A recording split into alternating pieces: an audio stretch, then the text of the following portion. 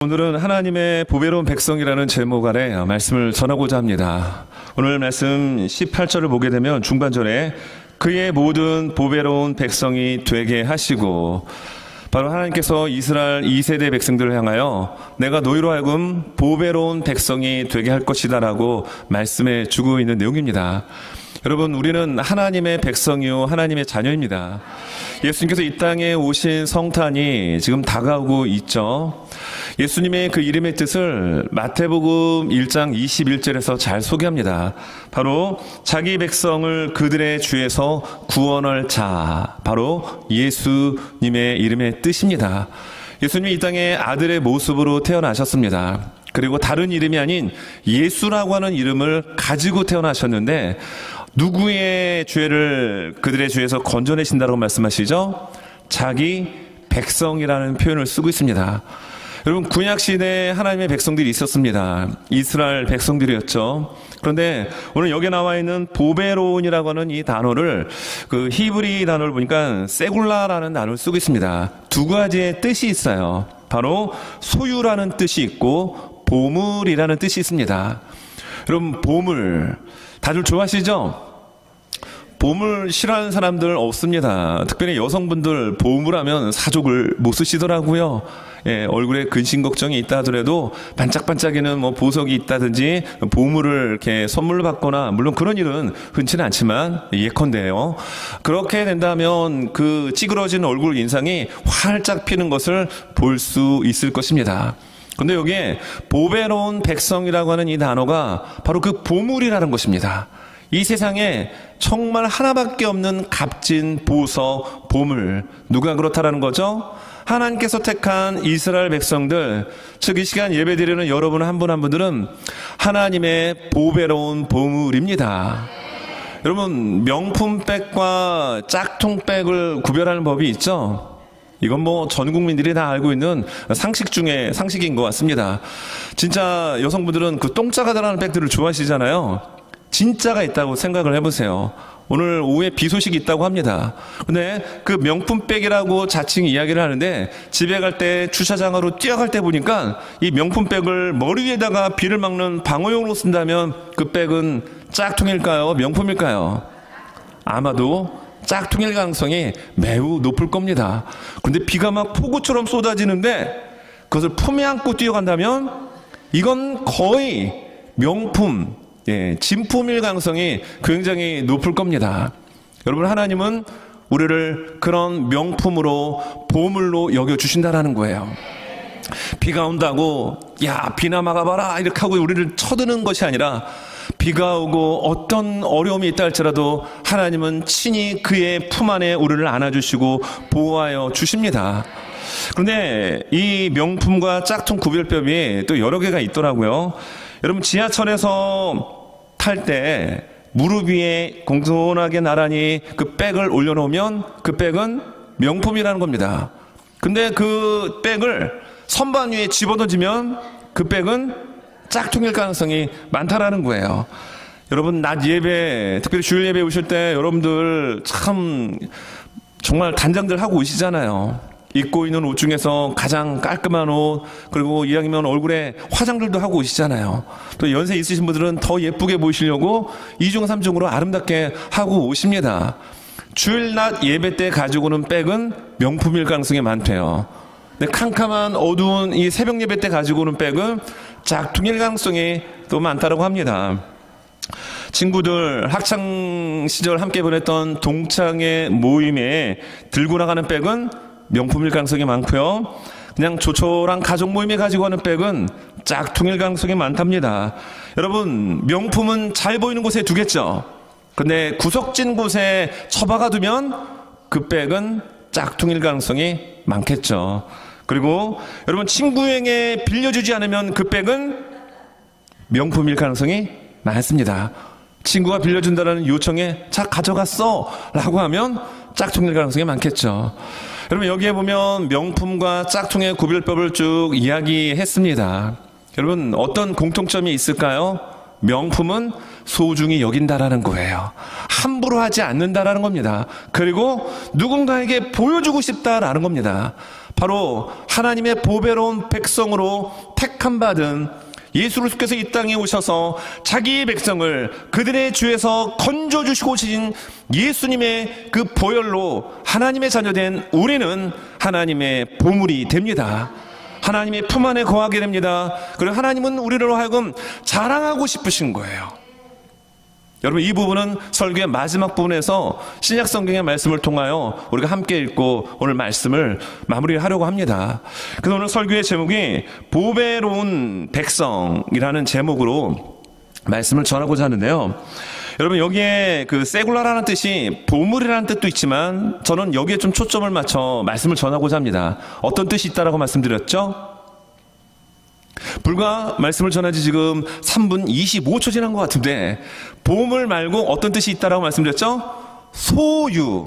예, 이 세굴라라는 뜻은 보물이라는 뜻도 있지만 소유라는 뜻이 있습니다. 근데 저는 보물이라는 곳에 초점을 맞추지 않고 소유라고 하는 이 부분에 여러분 좀 그 초점을 맞춰서 말씀 전하고자 합니다. 여러분, 여기에 그 하나님의 보배로운 백성, 이 보배로운이라는 뜻이 다른 말로 번역하면 소유된 백성으로 이야기할 수 있어요. 여기 보게 되면 이스라엘 백성이 언약이 선포된 순간에 하나님의 보물된 보배로운 소유된 백성이 된 것이 아니라 이미 이들은 하나님의 소유된 백성이었습니다. 이게 중요해요. 하나님이 택하시고 이미 하나님의 보물, 하나님의 소유된 백성이 되었는데, 오늘 모압 평지에서 모세가 선포한 하나님의 이 언약의 말씀이 선포됨과 동시에 이들은 진정한 하나님의 소속된, 하나님께 소유된 백성으로 공식적으로 인침받았다는 겁니다. 언약의 말씀이 선포됐기 때문에 너는 이제 선택된 백성이 아니었고 소유된 백성이 아니었는데 이제 소유된 백성이 되었다라고 말씀한 것이 아니라, 이미 이 말씀을 듣고 있는 이 세대의 백성들은 하나님의 선택과 택함을 받은 백성이었습니다. 그러나 하나님의 약속을 통하여 그것이 공식적으로 인침되어지고 재확인되었다는 사실이죠. 그래서 이러한 관점에서 오늘 우리는 하나님의 소유된 백성, 하나님의 보배로운 백성이라고 한다면, 하나님의 이 보배로운 백성이 된 우리들이 어떻게 될 것인지 한 두 가지로 좀 짧게 말씀을 전하고자 합니다. 여러분, 첫째, 하나님의 보배로운 백성, 하나님의 소유가 된 백성은 하나님의 말씀을 지키는 자가 되어야 합니다. 여러분, 하나님의 보물, 하나님의 소유된 백성이라고 한다면 무엇이 뒤따라야 될까요? 하나님의 말씀을 지켜야 한다라는 겁니다. 자, 이 말씀이 16절에서 18절까지 나옵니다. 오늘 내 하나님 여호와께서 이 규례와 법도를 행하라고 내게 명령하시나니, 그런즉 너는 마음을 다하고 뜻을 다하여 지켜 행하라.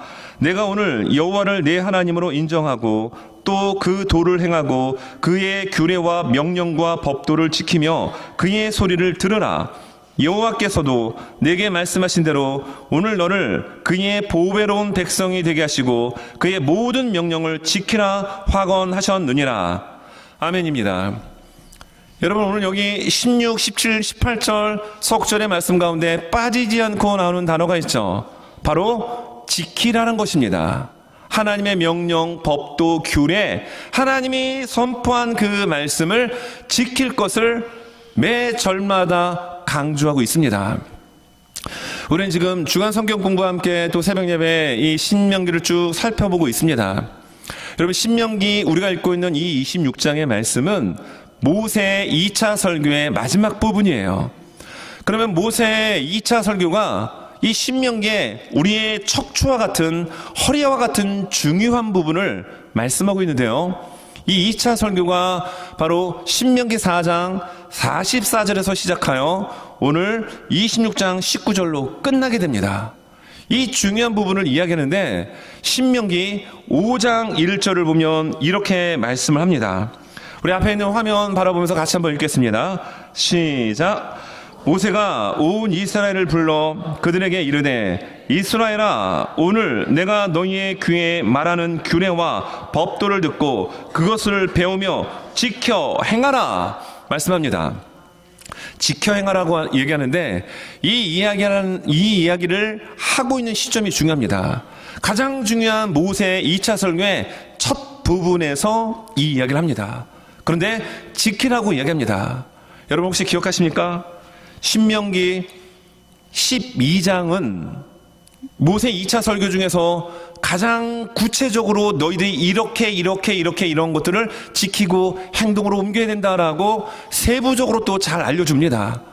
추상적으로 이야기한 것이 아니라 구체적으로 우리의 삶에 적용할 수 있는 실천적인 부분을 12장부터 이야기하는데요. 그 12장 1절은 이렇게 시작합니다. 같이 한번 읽습니다. 시작. 내 조상의 하나님 여호와께서 내게 주셔서 차지하게 하신 땅에서 너희가 평생에 지켜 행할 규례와 법도는 이러하니라. 아멘. 가장 중요한 너희들이 정말 실천해야 될 그러한 적용 부분들을 이야기하면서 지킬 것을 1절에서 이야기하죠. 그리고 2차 설교의 마무리, 오늘 본문은 끝맺음입니다. 우리가 국민학교 때를 회상해 보면, 요즘 이제 초등학교죠. 저도 이제 국민학교 세대이기 때문에 국민학교라는 표현을 씁니다. 국민학교 때 보통 교장 선생님이 조회 시간에 훈시를 하시잖아요. 마지막으로 하면은 벌써 그게 몇 번 돼야 조회가 끝나게 되는데, 오늘 우리가 읽었던 이 본문은 그 말씀의 마지막 부분이에요. 끝맺는 2차 설교에 정리하는 부분입니다. 그런데 16절은 어떻게 나옵니까? 오늘 네 하나님 여호와께서 이 규례와 법도를 행하라고 내게 명령하시나니 그런즉 너는 마음을 다하고 뜻을 다하여 지켜 행하라. 5장 1절에 시작되어지는 부분, 가장 중요한 적용을 이야기하면서 시작되어지는 신명기 12장 1절, 지켜가 들어가고 오늘 마무리 부분에도 지켜라는 부분을 강조하고 있습니다.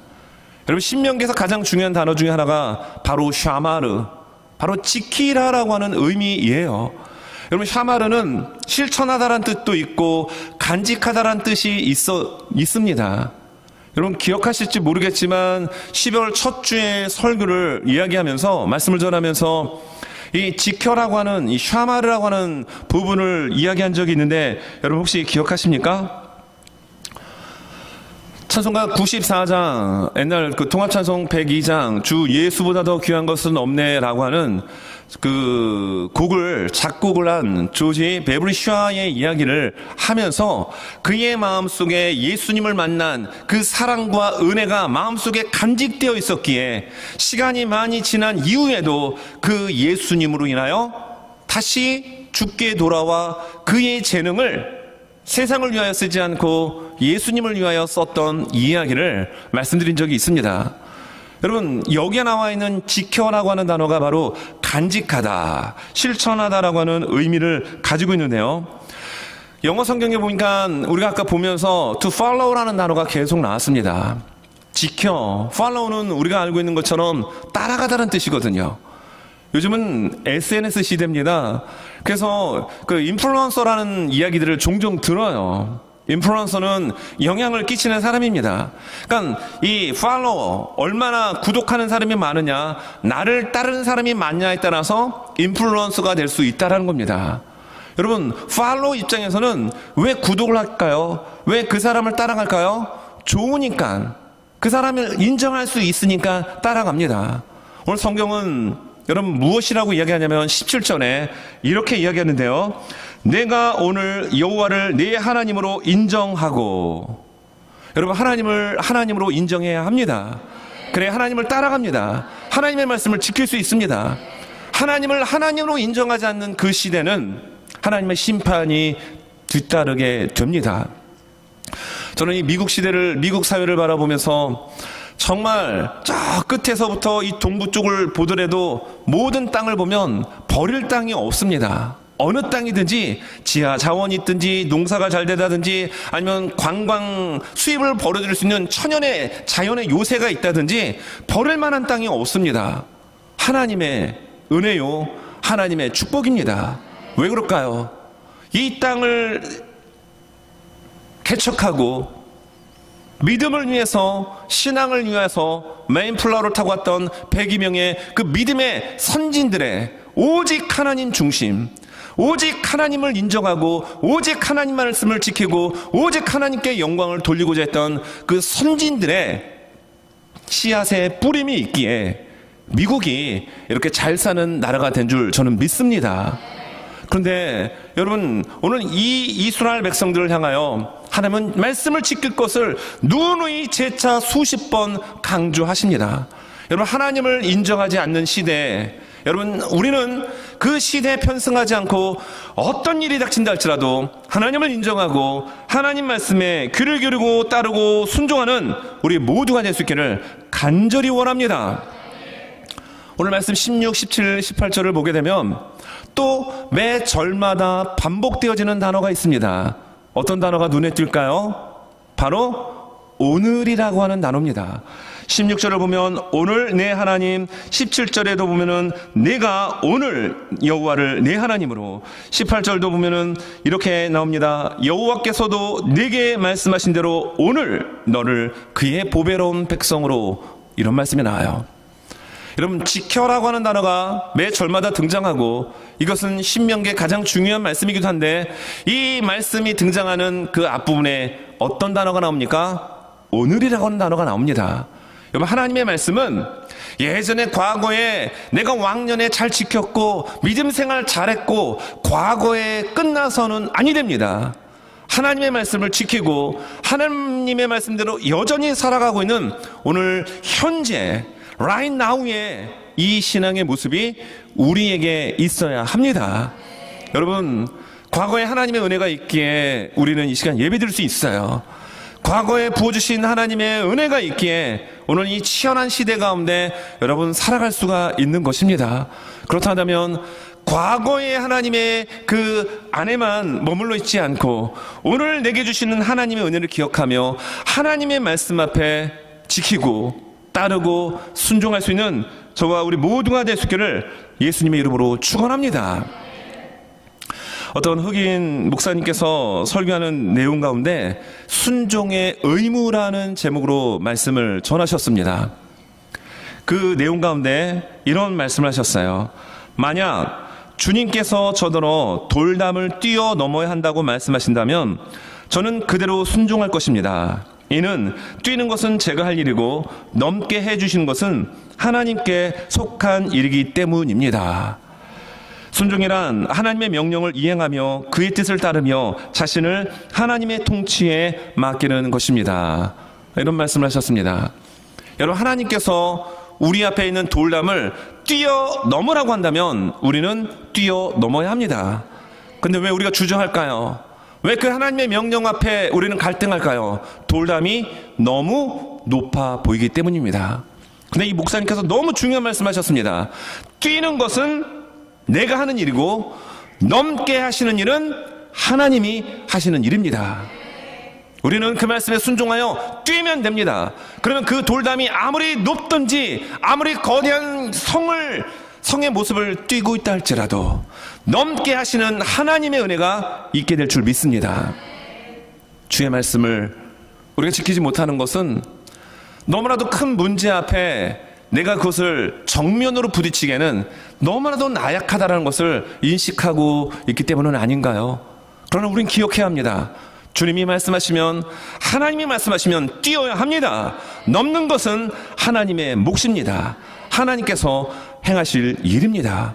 그러므로 우리는 주님이 말씀하시면 그 말씀 앞에 우리가 이해가 되고 납득이 되고 때로는 이해가 되지 않고 그것이 내 스스로도 전혀 설명되지 않는다 할지라도 뛰는 모습이 우리에게 있어야 합니다. 대표적으로 예수님께서 나사로의 죽음이 있는 그 현장에 방문하시죠. 늦게 가셨습니다. 마르다, 마리아가 약간 서운한 마음이 들었습니다. 근데 예수님께서 그 죽은 지 3일 된 그 돌무덤가에 가서 예수님이 뭐라고 말씀하십니까? 나사로야, 나오라라고 말씀하지 않으셨습니다. 예수님은 돌무덤을 치우라고 말씀하셨습니다. 여러분, 돌무덤은 우리가 치울 수 있습니다. 그러면 순종해야 합니다. 돌무덤을 옮기는 사람들의 순종이 있었고 주님은 말씀하십니다. 나사로야, 나와라. 죽었던 시체였던 나사로가 죽음을 이기고 부활하였습니다. 살아나왔습니다. 이 일은 주님이 하시는 일입니다. 우리는 주님이 옮기라고 하는 그 일 가운데 따르고 지키고 순종하면 되는 겁니다. 살리는 일은 주님이 하시는 겁니다. 하나님께서는 여러분 개개인들에게 말씀하시고 우리 교회 공동체를 통하여 하나님이 하실 놀라운 일이 분명 있으십니다. 주의 말씀 앞에 우리는 믿음으로 아멘하고 나가면 주님은 역사하여 주십니다. 여러분, 우리가 순종에 대한 이야기를 할 때 사무엘상 15장에 나오는 이야기를 우리는 꺼내게 됩니다. 사울왕 아말렉 족속 다 진멸하라고 했는데 좋은 것들 다 데리고 왔습니다. 그리고 하는 이야기가 좋은 것으로 하나님 앞에 제사 드리기 위해서 그랬더니 사무엘 선지자가 얘기하죠. 이런 이야기를 합니다. 사무엘상 15장 중반절 22장 중반절에서 23절 초반부인데요. 순종이 제사보다 낫고 듣는 것이 수장의 기름보다 나으니 이는 거역하는 것은 점치는 재와 같고 라는 말씀을 합니다. 여러분, 하나님은 기름에 중독되셔서 이 수장의 기름 받기를 원하시는 게 아닙니다. 하나님은 우리가 하나님의 말씀 앞에 순종하는 것을 더 기뻐하십니다. 하나님의 말씀을 청종하고 듣는 것을 더 기뻐하십니다. 그러면서 말씀하시기를 거역하는 것, 즉 하나님의 말씀을 듣지 않는 것, 거역하고 거부하고 불순종하는 것은 점치는 것과 같다라고 하는 무서운 말씀을 해주고 계십니다. 여러분, 하나님의 말씀을 들어야 될 오늘 이 세대들을 향하여 모세는 지켜라고 하는 얘기를 정말 귀에 딱지가 않을 정도로 수십 번 수백 번 강조하는 이유가 어디에 있을까요? 그들은 하나님의 소유된 보배로운 백성이기 때문입니다. 하나님의 자녀는 하나님의 말씀을 먹고 살아야 합니다. 하나님의 자녀는 예수님이 걸어가신, 하나님이 걸어가신 발자취를 따라가야 하는 팔로워가 되어야 되기 때문입니다. 자, 그러면 여러분, 하나님의 소유된 백성, 하나님의 보배로운 백성은 하나님의 말씀을 지키는 자가 되어야 되는데요. 이 지키는 것, 이 순종은 두 번째로 하나님의 은혜에 대한 감사에서 시작이 돼야 된다는 거예요. 그냥 우리가 무슨 로봇처럼 무슨 프로그램을 입력해가지고 그냥 억지로 의무적으로 하는 순종도 사실 안 하는 것보단 귀하죠. 그러나 정말 하나님의 자녀된 보배로운 하나님의 소유된 백성과 자녀가 되었다고 한다면 그 지킴, 그 순종은 은혜와 감사함에서 시작되어야 합니다. 여러분, 19절을 한번 보겠습니다. 그런즉 여호와께서 너를 그 지으신 모든 민족 위에 뛰어나게 하사 찬송과 명예와 영광을 삼으시고 그가 말씀하신 대로 너를 내 하나님 여호와의 성민이 되게 하시리라. 여기 보니까요, 이스라엘 백성들을 향하여 모든 하나님이 지으신 모든 민족 위에 뛰어나게 하겠다라고 말씀합니다. 으뜸되겠다라고 합니다. 옛날 어르신 권사님들 기도하실 때 신명기 28장의 그 성경 구절을 참 많이 이용해서 기도하셨어요. 머리가 될지언정 꼴이 되지 않게 하시고 라는 기도 참 많이 하셨습니다. 으뜸되게 해달라는 거예요. 그런데 하나님께서 이스라엘 민족 공동체를 모든 민족 위에 으뜸되게 하시겠다는 겁니다. 그리고 여기 나오는 찬송과 명예와 영광, 이거는 하나님께 쓰는 표현이거든요. 어떻게 이것을 해석을 해야 되냐면, 하나님께서 하나님의 찬송과 명예와 영광을 받으시기 위해서 이스라엘 백성들을 그렇게 모든 민족보다 뛰어나게 하셨다라는 말씀을 하고 계시는 겁니다. 은혜죠. 감사하죠. 그리고 후반부에 나오는 여호와의 무엇이 되게 하시리라? 성민이 되게 하시리라. 여러분, 이스라엘 백성들이 뭐 잘난 게 있었습니까? 애굽에서 430년 동안 종놈들이었습니다. 하는 일이라곤 중노동하는 일밖에 없었습니다. 그랬던 이스라엘 민족을 하나님께서 애굽에서 탈출시켜 주셨고 40년 동안 아무것도 없던 그곳에서 정말 먹고 생존할 뿐만 아니라 주변의 나라들이 벌벌 떨 수 있는 강력한 나라의 모습으로 하나님이 이끌어 가셨습니다. 이걸 바라본 주변의 나라들이 그래서 두려워했던 겁니다. 그런 이스라엘 민족을 향하여 하나님 뭐라고 말씀하십니까? 모든 민족들 위보다 더 뛰어나게 할 것이고 영광과 찬송과 명예라는 단어도 쓰시고요. 그리고 여호와의 거룩한 백성 성민이 되게 하실 것이다라고 하는 선포를 하나님 하고 계시는 거예요. 여러분, 이러한 하나님의 약속을 받았다라면 얼마나 감사와 감격과 은혜가 넘치지 않을까요? 여러분, 우리가 하나님의 은혜에 대한, 하나님의 그 사랑에 대한 감격이 식어질 때가 언제일까요? 저는 제 스스로가 하나님의 말씀을 읽고 기도하고 그 마음이 냉랭해질 때 주님의 십자가를 묵상합니다. 주님의 십자가 앞에서 무릎 꿇고 있을 때 나를 위하여 피 흘려 돌아가신 예수 그리스도, 물 한 방울 피 한 방울 남기지 않고 모든 것을 쏟아부어 주신 그 예수님, 내가 대신 채찍에 맞아야 될 그 채찍에 우리 주님은 속뼈가 드러날 정도로 맞으셨습니다. 내가 수치와 조롱을 당해야 될 그 모든 조소를 예수님 친히 당하셨어요. 나의 생각 가운데 범죄했던 모든 죄 때문에 예수님은 그 날카로운 가시면류관에 찔림을 당하시고 피를 쏟으셨습니다. 내가 박혀야 될 손과 발에 예수님이 그 대못에 찔림을 당하셨습니다. 여러분, 그 주님의 십자가를 묵상할 때 놀라운 주님의 은혜가 마음속 깊은 곳에서 올라오는 것을 경험합니다. 여러분, 이스라엘 백성들 정말 아무것도 없던 민족들이었습니다. 별 볼 일 없는 민족이었습니다. 그런데 하나님께서 모든 민족 위에 뛰어나게 하시고, 그리고 거룩한 하나님의 백성 성민이 되겠다라고 하는 이 말씀을 듣는다면 여러분, 그들은 은혜와 감격 가운데 하나님의 말씀을 지키고 순종했어야 합니다. 우리가 의무적으로 억지로 순종하는 것도 사실 귀하죠, 이 시대는. 그러나 우리가 하나님의 보배로운 백성이라고 한다면 은혜와 감사에서 여러분 시작되어지는 말씀을 지키는 순종의 모습이 있어야 합니다. 사실 오늘 말씀을 보게 되면 26장에는요 마지막 장 2차 설교의 마지막 중요한 부분을 다루면서 두 가지 중요한 얘기를 꺼냅니다. 너희들이 적과 꿀이르는 가나안 땅에 들어가게 될 터인데 그 땅에 들어가면 첫 소산물 만물을 여호와께 드려라. 그 땅에서 나는 첫 곡식을 만물을 하나님께 드려라라고 말씀합니다. 그러면서 9절에 이렇게 이야기하죠. 이곳으로 인도하사 이 땅 곧 젖과 끓이는 땅을 주셨나이다. 여러분, 젖과 끓이는 땅을 종놈들이었던 이스라엘 민족에게 하나님이 주셨습니다. 감사하겠죠. 그 자체가 은혜 되겠죠. 그러므로 그 땅에서 나는 첫 소산물, 첫 것을 하나님께 드리라고 이야기합니다. 하나님의 은혜 잊지 말라는 겁니다. 그 땅은 하나님께서 이스라엘 민족을 향하여 주신 선물이라는 거예요. 또 두 번째는 오늘 말씀 12절에 보면 11조에 대한 얘기를 해요. 12절, 셋째 곧 11조를 드리는 해에 내 모든 소산의 11조 4개를 마친 후에 그것을 레위인과 객과 고아와 과부에게 주어 내 성읍 안에서 먹고 배부르게 하라. 두 번째 내용을 이야기하는데요. 이 11조는 우리가 드려지는 10분의 1을 드리는 그 11조 개념이 아닙니다.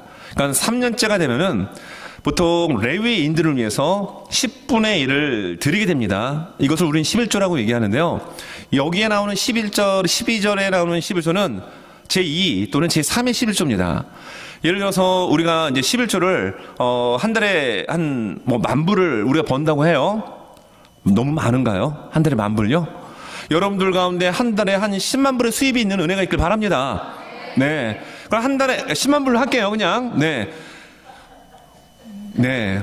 권사님, 예, 그 웃음은 된다라고 하는 믿음의 웃음인 줄 믿습니다. 네. 이왕이면 믿음 크게 가죠, 뭐. 한 달에 10만 불의 수입이 있다고 쳐요. 그러면 11조를 얼마 내야 돼요? 만불을 내야 되는 겁니다. 근데 오늘 12절에서 말하고 있는 이 11조는 내고 난 다음에 10분의 9 얼마가 남죠? 9만 불이 남죠. 9만 불 가운데서 10분의 1을 또 내라는 얘기입니다. 그걸 가지고 주변에 있는 과부와 고아와 나그네들과 함께 축제를 열라라고 하는 이야기를 하고 있어요. 여러분, 2차 설교의 가장 중요한 마지막 장 26장에서 이 얘기를 왜 꺼낼까요? 하나님의 은혜가 너희들에게 감당할 수 없을 정도로 부어진다라는 이 부분을 이야기하고 있는 겁니다. 그리고 부어지는 그 은혜를 너 혼자만 누리지 말고 주변의 이웃들과 나누라라고 이야기하고 있는 겁니다. 그리고 오늘 16절부터 19절까지 지켜라. 왜냐하면 너희는 거룩한 하나님의 성민이다. 보배로운 백성이다. 모든 민족들보다 뛰어나게 만들었다라고 하는 이 부분을 말씀하고 있는 겁니다. 하나님의 말씀을 지킨다라는 건, 하나님의 말씀에 순종한다라는 건, 하나님의 은혜가 너에게 감당할 수 없을 정도로 부어졌으니 너희들 지켜야 되지 않겠니? 말씀하고 있어요. 여러분, 종놈들에게 여러분 가장 좋은 땅을 주었다고 한다면 그들이 얼마나 기뻐했을까요? 얼마나 행복했을까요? 정말 찬양이 날마다 나왔을 것입니다. 기쁨의 고백이 날마다 나왔을 것입니다. 주님이 한 가지 말씀하시면 10가지, 20가지를 순종하고도 남았을 것입니다. 그러므로 성경은 말씀하고 있는 겁니다. 이런 은혜가, 이런 감사가 너희들에게 있으므로 너희들은 순종하되 기쁨으로, 감사함으로 자발적으로 해야 된다 말씀하고 있는 거예요. 그래서 27장부터는 3차 설교가 시작이 되는데 이 부분을 또 한 번 강조하네요. 이 말씀이 9절 10절입니다. 27장 9절 10절에 보면 모세와 레위 제사장들이 온 이스라엘에게 말하여 이르되 이스라엘아 잠잠하여 들으라. 오늘 네가 네 하나님 여호와의 백성이 되었으니 그런즉 네 하나님 여호와의 말씀을 청중하여 내가 오늘 네게 명령하는 그 명령과 규례를 어떻게 해요? 행할지니라. 지키라고 말씀합니다. 여러분, 우리는 행위가 있어야 합니다. 말씀에 따른 순종이 있어야 합니다. 지키는 손과 발의 액션이 있어야 합니다. 그런데 이거는 우리의 행위를 통해서 우리가 구원을 받는 게 아니에요. 행위를 통해서 하나님의 보배로운 백성, 하나님의 소유된 백성이 된 게 아니라 이미 하나님의 소유가 되었고 하나님의 거룩한 백성이 되었고 하나님의 자녀가 된 은혜와 감사 때문에 우리는 말씀을 지켜야 된다는 거예요. 차원이 다른 거예요. 여러분, 예수님이 이 땅에 오셔서 바리새인과 율법사들을 질책하는 장면이 성경에 등장합니다. 왜일까요? 그들에게 행위가 없어서일까요? 그들은 누구보다 행위가 많았습니다. 누구보다도 기도했습니다. 누구보다도 많은 구제의 모습도 있었습니다. 그러나 그 모습이 기쁨과 은혜와 감사로 시작된 것이 아니라 의무에서 시작되어진 종교적인 껍데기만 남고 내실은 없는, 감사도 없고 은혜도 없고 기쁨도 없는 회칠한 무덤과 같은 모습을 예수님이 바라보며 질책하신 겁니다. 여러분, 우리는 오늘 이 신명기의 본문의 말씀을 바라보면서 보배로운 어떤 상황 속에서도 하나님은 우리를 내치지 않으십니다. 우리를 품어주십니다.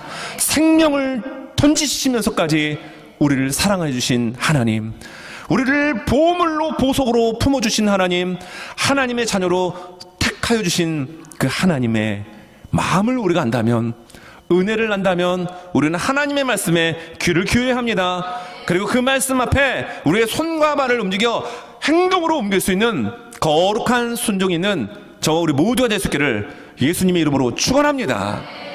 우리 말씀 한 절 읽고 마무리하려고 합니다. 여러분, 베드로전서 2장 9절 10절에서는 이런 말씀을 하는데요. 자, 이 말씀 우리 같이 한번 읽고 말씀 마치겠습니다. 베드로전서 2장 9절 10절 같이 읽습니다. 시작. 그러나 너희는 택하신 족속이요 왕같은 제사장들이요 거룩한 나라요 그의 소유가 된 백성이니 이는 너희를 어두운 데서 불러내어 그의 기이한 빛에 들어가게 하신 이의 아름다운 덕을 선포하게 하려 하심이라. 너희가 전에는 백성이 아니더니 이제는 하나님의 백성이요 전에는 긍휼을 얻지 못하였더니 이제는 긍휼을 얻은 자니라. 아멘. 여러분, 하나님은 여러분들을 택하여 주셨습니다. 우리가 전에는 긍휼을 받지 못한 자녀였습니다. 그러나 이제는 하나님의 긍휼을 받는 하나님의 보배로운 존재가 되었습니다. 여기에 중요한 표현이 나와요. 그의 소유가 된 백성이니. 여러분들의 소유는, 여러분들의 소유자는 하나님이십니다.